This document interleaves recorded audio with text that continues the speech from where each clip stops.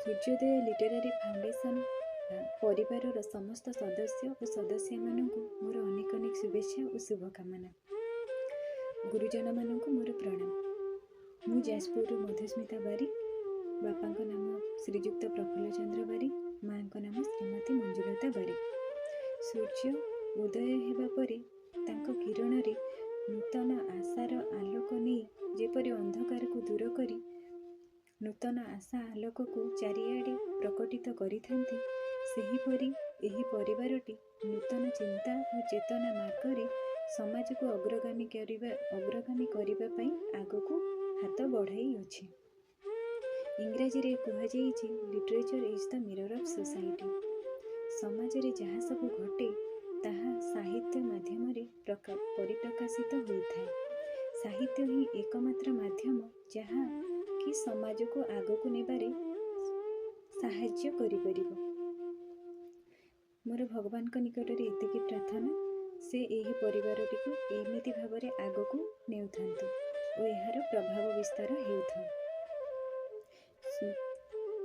ଓଡ଼ିଶାର କୋଣ ଅନୁକୋଣରେ ଲୁଚି ରହିଥିବା ପ୍ରତିଭାବାନ ପିଲାମାନଙ୍କୁ, ନବ ଯୁବ ପ୍ରତିଭାମାନଙ୍କୁ ଏହି ପରିବାରଟି ଖୋଜି ବାହାର କରୁ ଏବଂ ତାଙ୍କୁ ଆଗକୁ ବଢ଼ିବା ପାଇଁ ପ୍ରେରଣା ଯୋଗାଉ।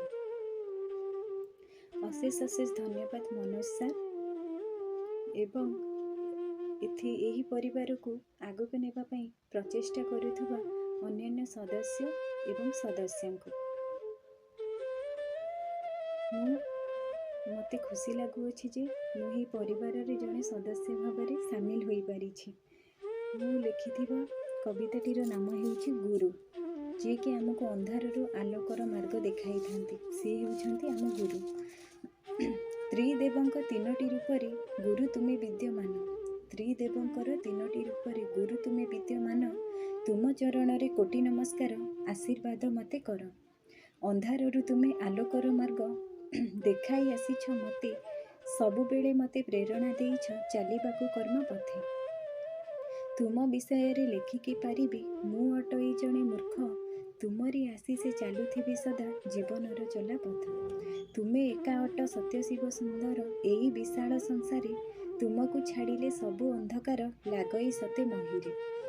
ଗୁରୁ ତୁମେ ଅଟ ମଙ୍ଗଳମୟ, ତୁମ ବିନା ମୁକ୍ତି ନାହିଁ।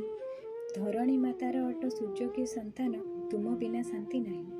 ଜ୍ଞାନର ପ୍ରଦୀପ ଜଳାଇଛ ତୁମେ, ଜଗତକୁ କରି ବନ୍ଧୁ। ତୁମ ଆଶୀର୍ବାଦେ ମୂର୍ଖ ହୁଏ ଜ୍ଞାନୀ, ଲଙ୍ଘି ପାରେ ଏକା ସିନ୍ଧୁ। ଭଲ ଶିକ୍ଷା ଦେଇ ଶିଶୁକୁ ଗଢ଼ିଛ, ଯିଏ ଭବିଷ୍ୟତ ନାଗରିକ। ନାଗରିକମାନେ ଦେଶକୁ ଗଢ଼ନ୍ତି, ଆପଣାନ୍ତି ଶାନ୍ତି ମାର୍ଗ। ନାଗରିକମାନେ ଦେଶକୁ ଗଢ଼ନ୍ତି, ଆପଣାନ୍ତି ଶାନ୍ତି ମାର୍ଗ।